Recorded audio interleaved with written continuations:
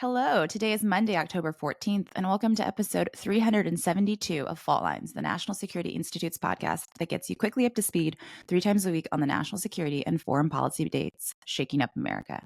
I am NSI fellow Jessica Jones, and I'm joined today by NSI's Deputy Executive Director Martha Miller and two of my favorite colleagues, Jeffrey Wells and Morgan Vina.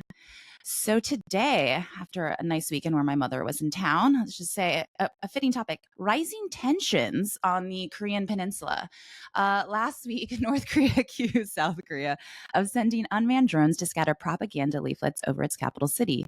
North Korea called the intrusions, quote, a grave political and military provocation that could lead to an armed conflict. It said its military was preparing all means of attack and would respond to without warning if South Korea continued to send drones. Tensions between the two Koreas have increased in recent months. We've talked a lot about it here on the show. Anti-North Korean activists in the South, mostly defectors, have been sending balloons with leaflets criticizing the North regime across the border. North Korea has responded by sending balloons with trash over South Korean skies. In the most recent episode, South Korea has refused to confirm whether it sent drones, but it would sternly punish North Korea if anything, any its citizens were threatened.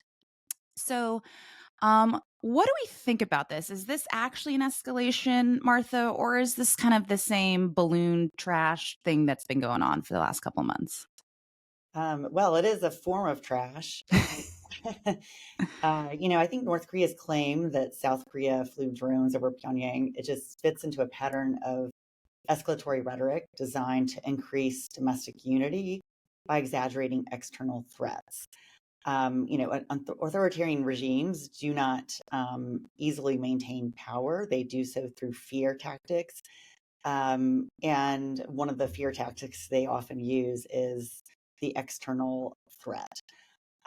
So that's my view of this. I think this is not unusual too for North Korea to engage in escalatory rhetoric, as just in general.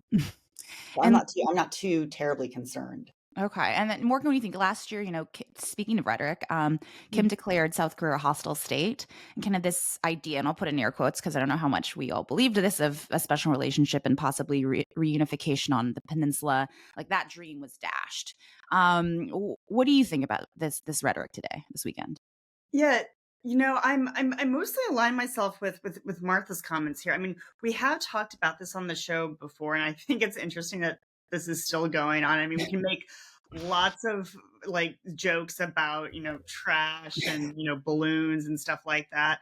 And I think it does sound kind of petty in the grand scheme of things when, North Korea is testing, nuclear weapons. So it is interesting that this is what's receiving a very irate response. I am particularly interested in what Kim Jong Un's little sister, Kim Yo Jong, has been saying. She's, of course, the head of propaganda for. I'm sure she's got a much more loftier Illustrious title. Exactly, but that's effectively what she is, and it's they're triggered by these leaflets being dropped, and I think it's really in response to South Korean actors really undermining the North Korean message of of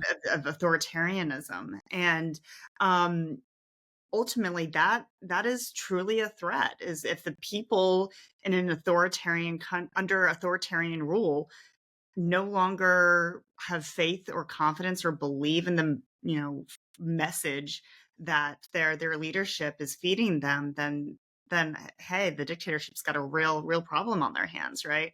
So so I think they are incredibly triggered by this, because it does undermine their message, but at the same time, I kind of also align myself with comments that we've previously discussed about the upcoming election and North Korea really trying to want to capture the attention of the United States, and almost reminding them that they still exist. They're still a threat to U.S. national security interests, and watch this space, basically.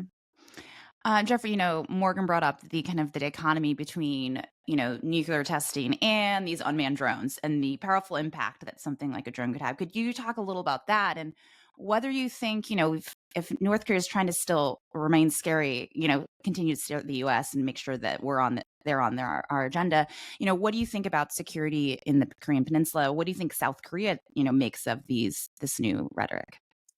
Well, yeah, I think the first thing, it's interesting, North Korea is sending trash, and I appreciate South Korea's approach to diplomacy here of playing K-pop rather loudly as a counter defense. I applaud them for that and think it's quite unique. But yeah, I think it is ironic that amidst a multi-billion-dollar arms race globally, and certainly as North Korea continues to dump its money instead of feeding its people into heavy weapons, that small drones which cost $500 could spark these high stake tensions, even causing North Korea to move 8 brigades, which could be somewhere between 40,000 50,000 troops. I think North Korea's talk of responding to these drone fights with artillery fire is nothing really new. These provocations and their responses are, especially of turning the South into piles of ashes. Perhaps they're dumping piles of ashes of trash, if these drone incursions continue. But I think it's dramatic and it's alarming because while the rhetoric is not new, it's always worth, I think, asking, is this really just saber rattling, or does it point to a strategy, especially in North Korea, of unpredictability, which the unpredictability by itself could be its own deterrent? And that leaves me thinking about all of these authoritarians is kind of continuing to throw out, we're going to do something terrible and use nuclear weapons or destroy or take additional actions, and just the use of that language has become kind of a deterrent that many kind of are shying away from. Okay. Some heavy thoughts at the end of our Mondays. If I could do that, I'm glad I could help. Of course. That's a wrap. Thanks so much, Devlin Birdie and Claude Jennings and the NSI team for their help in producing today's episode. Join us again on Wednesday, October 16th for another amazing discussion on Fault Lines, the National Security Institute's podcast that gets you smart fast on the national security and foreign policy debates shaking up America. We're on YouTube. Check us wearing out some vests and NSI swag. And if you like what you heard or saw, be sure to rate, review, and subscribe.